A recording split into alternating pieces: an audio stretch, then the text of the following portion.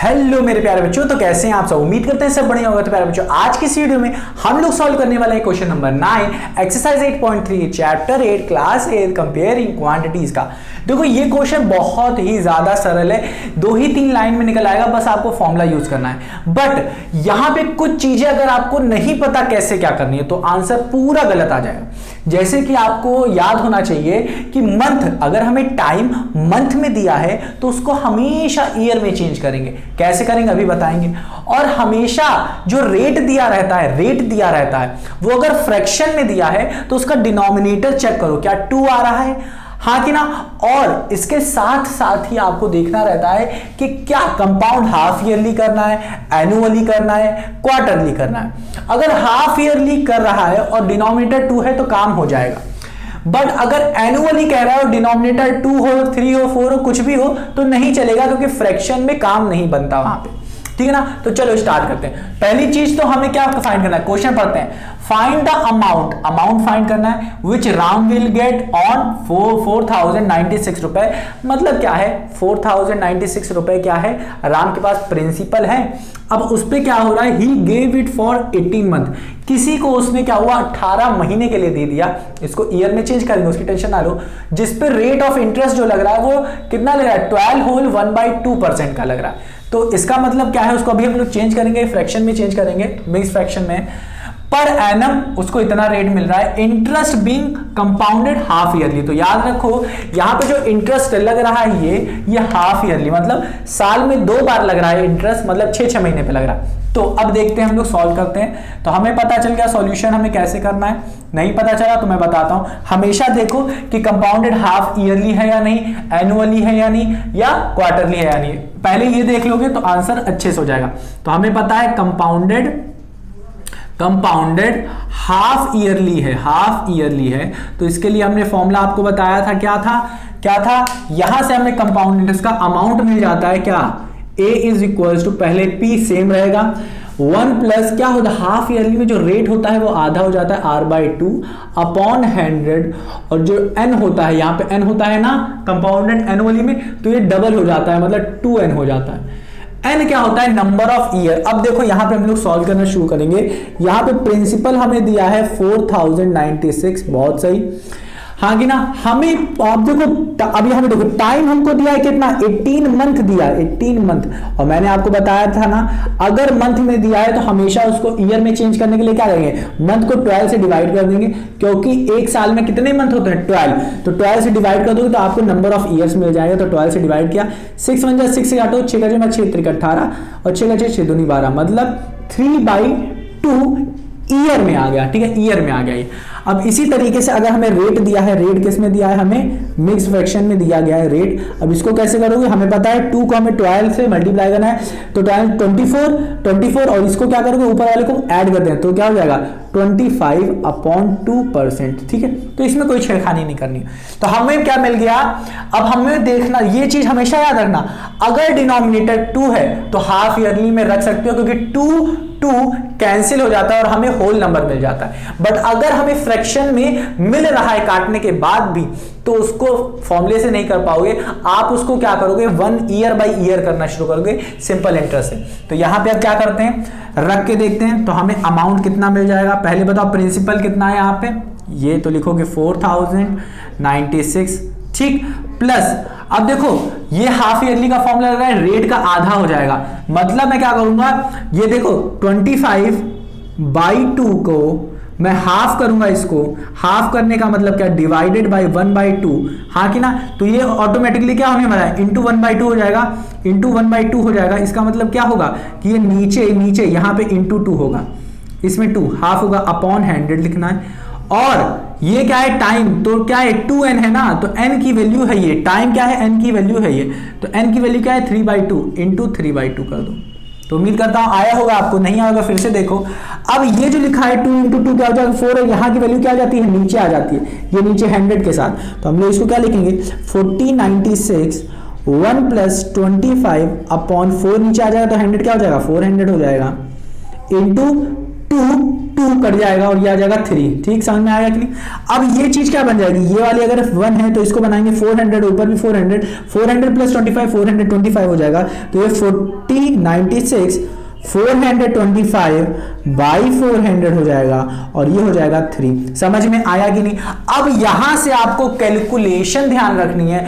अगर कैलकुलेशन में कोई भी मिस्टेक कर दिया ना आपने तो दिक्कत हो जाएगी। तो इसीलिए धीरे धीरे सॉल्व करना, हौले हौले सॉल्व करना। तो यहां पे आ जाएगा 4096 लिखोगे आप और ये लिखोगे 225 अपॉन 400 और इसकी पावर कितनी है 3। मतलब यही चीज हमें 3 बार मल्टीप्लिकेशन में लिखनी है। तो 4096 into 425 upon 400 into 425 upon 400 into 425 upon 100, ये चीजें लिखोगे आप।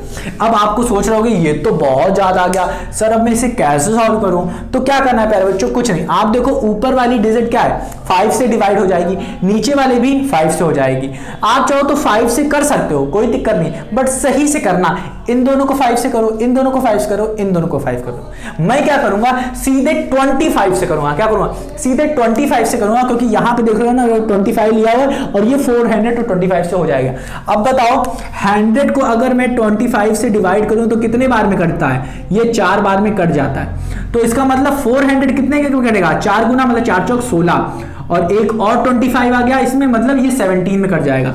तो ये 25, अब सुनो, इसमें 4 बार में कट रहा था, 100 4 बार में कट रहा था, मतलब 400 कितने में कटेगा, 4 चौक 16। ये अगर 100 कर दे तो 400 के 4 चौक 16, मतलब ये क्या हो जाएगा 416 टाइम्स में कट जाएगा। और 425 क्या होगा, 25 और होगा, तो मतलब 17 टाइम्स में कट जाएगा। तो 25 से करोगे तो ये 16 आ जाएगा नीचे, 25 16 जा 400, 25 17 जा 425, तो ये भी 16 जा आ जाएगा, ये भी 17 जा आ जाएगा, ये भी 16 जा आ जाएगा, ये भी 17 जा आ जाएगा। अब देखो यहाँ पे जो वैल्यू दी है ना, ये देखो क्या 16 से कट रही है, देखना पहले। तो हम लोग क्या करेंगे, 16 1 जा 16, 16 1 जा 16, 16 2 जा 32, अभी 32 किया तो यहाँ पे 8 आ गया, तो 89 बन गया। 89 करो कैसे, 16 5 जा 90 होता है, 16 5 जा 90 नहीं सर जी 80 होता है। तो 16 5 जा 80, 16 5 जा 80 होता है कि नहीं, देख लो, ये देखो 16 5 जा 80 और 5 1 30 3, 16 5 जा 80, हाँ सही, 16 5 जा 80 हो गया और ये 9 इधर चला गया। तो 16 5 जा 80, 66 जा 96 हम लोग पढ़े हैं, तो ये भी 96 कट जाएगा। तो अपने पास आ गया 256, हाँ कि ना। अब 16 बचा। अब ये तो पता चल गया ये कट रहा है 16 से, तो ये भी कट जाएगा 16 से। 16 1 जा 16, 16 1 जा 16, बचा क्या हमारे पास, यहाँ पे बचा 4 और ये इधर 5, तो 9 उधर चला गया 96 और 16 6 जा 96 होता है ये। इधर भी 16 आ गया और इधर भी 16 कट गया। हमारे पास क्या बचा 17। तो अपने पास बचा 17 इंटू 17। तो देखो प्यारे बच्चों, अगर हम लोग क्या करते हैं, ऊपर की वैल्यू को क्या करते हैं, फोन से मल्टीप्लाई करते और फिर बाद में क्या करते, नीचे ऐसे डिवाइड करते, तो ये बहुत बड़ा संख्या बन जाता। आता तो आंसर सेम ही। तो अगर हम लोग 17 इंटू 17 करें तो बताओ किसको क्यूब लर्न है, 17 का क्यूब किसको लर्न है। अगर जिसको पता होगा वो बता देगा इसका आंसर, बट चलो मैं इसे फोन से करके आपको दिखाता हूं। क्या करना है आपको, 17 इंटू 17 करना है, तो ज्यादा कुछ नहीं है। ये आएगा 4913। सुनो क्या आएगा, 4917 इंटू 17। तो देखो आ गया, ये देखो 4917 आया, क्या आया 4913 आया, 17 का 4913 आएगा। तो ये आ जाएगा हमारा आंसर। तो ये अमाउंट हमें कितना मिल गया, 4913 आ गया हमारा आंसर। उम्मीद करता हूं आपको आया होगा, उम्मीद कर रहा हूं प्यारे बच्चों आया होगा। कुछ भी नहीं था इस क्वेश्चन में, कुछ भी नहीं था इस क्वेश्चन में। तो ये आंसर हमारा बिल्कुल 100% सही है। तो अपने को बस क्या ध्यान रखना है कि हमें कंपाउंड इंटरेस्ट जो है वो हाफ ईयरली दे रहा है या हमें एनुअली दे रहा है या क्वार्टरली देना है, ये चीज पहले देखो। तो आपने उसमें फॉर्मूला लिख दिया। फिर दूसरी चीज देखो अपना प्रिंसिपल क्या है, तो देख लिया हमने। फिर तीसरी चीज बहुत इंपॉर्टेंट है, वो है टाइम पे फोकस करना। टाइम अगर हमें मंथ में दिया है तो हमें उसे ईयर में चेंज करना होगा, कैसे, 12 से डिवाइड करके।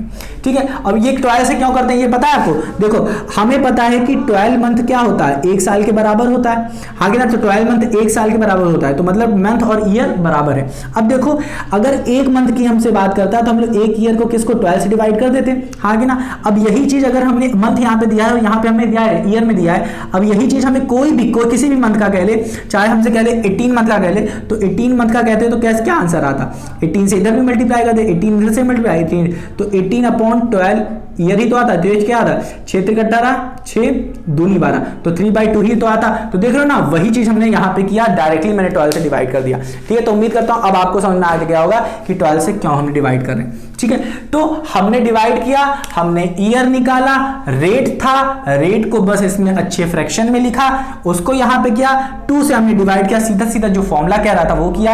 एन की वैल्यू हमने सही से निकाल ली, एन क्या था, नंबर ऑफ ईयर्स, जो कि हमारा 3/2 है। देखो n जो होता है वो नंबर ऑफ ईयर है, 2n हमें बताता है नंबर ऑफ हाफ ईयर बताता है, n बताता है नंबर ऑफ ईयर और 2 बताता है number of half year, 2n।